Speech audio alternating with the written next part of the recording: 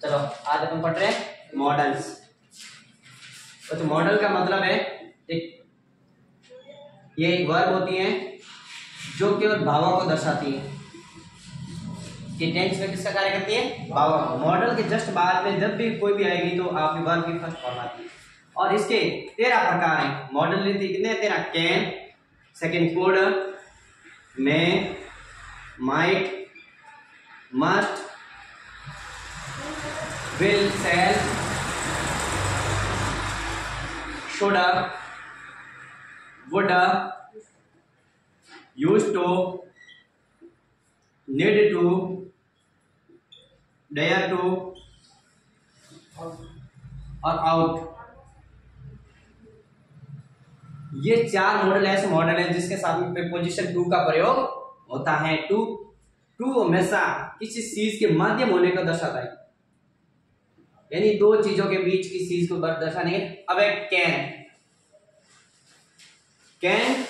Can का प्रयोग ability और कैपेसिटी के अनुसार होता है, यानी योग्यता और क्षमता के आधार पर।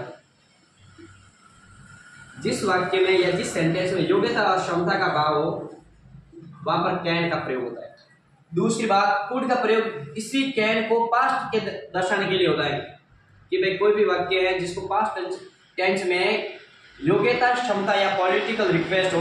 मैं का प्रयोग बधाई, परमिशन, अनुमति, बधाई, निवेदन और इस प्रकार के अन्य जो भावों को दर्शाती है। और माइंड का प्रयोग मैं को पास्ट टेंस में दर्शाने के लिए, इसमें संभावना भी एक कंडीशन होती है।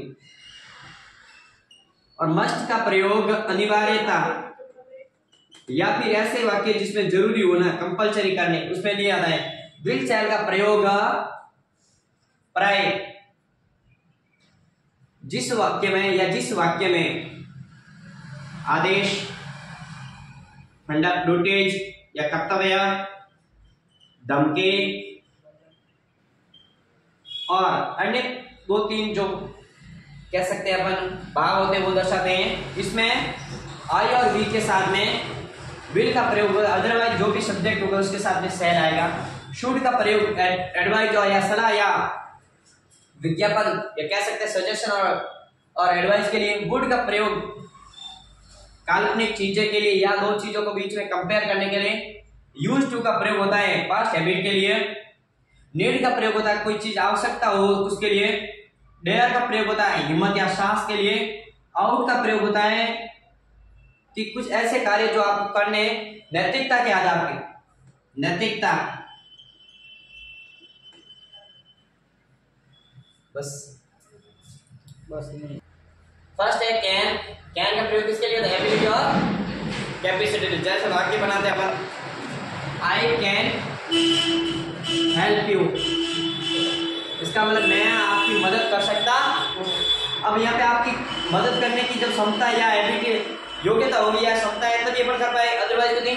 अगर आप इस अगला वाक्य जैसे आप कह सकते हैं इसी का कुड बनाया था आई कुड, या इसका हिंदी अर्थ बात करें तो इसके सकता है के लिए ये सकता था, ये भी सकता है, सकता था।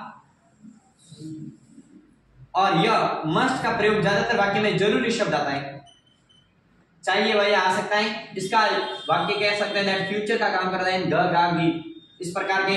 शुड का प्रयोग चाहिए के लिए। वुड का प्रयोग गागी गे।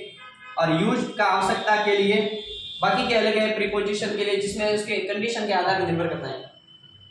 पहले के कुड की बात करें, आई कुड इट फूड, मैं ये खाना खा सकता था।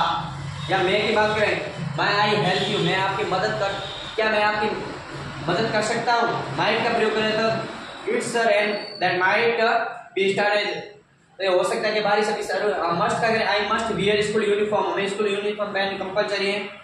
या शैल की बात करें या विल की बात करें तो आई विल हेल्प यू, मैं आपकी मदद करूंगा। शुड की बात करें तो you should give me a book. Would की बात करें, I be a doctor, I would free charge medicine.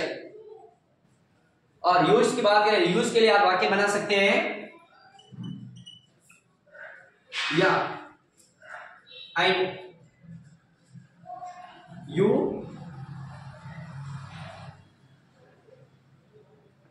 Use to now good right. तुम अब अच्छा लिखते हो, इसका मतलब पहले आप बुरा लिखते हैं तब अच्छा लिखते हैं। नीड का प्रयोग आपकी आवश्यकता के लिए, जैसे आई नीड कार। देयर का प्रयोग हमेशा ये सेंटेंस में है, जब भी हो तो इसके अंदर वाक्य तो या इंट्रोगेटिव होगा या नेगेटिव होगा, इसी में देयर का प्रयोग होगा। आउट का प्रयोग इसके जिस वाक्य के अंत में चाहिए आता है और जिसमें नैतिकता को दर्शाता है, इस वाक्य के लिए होते हैं।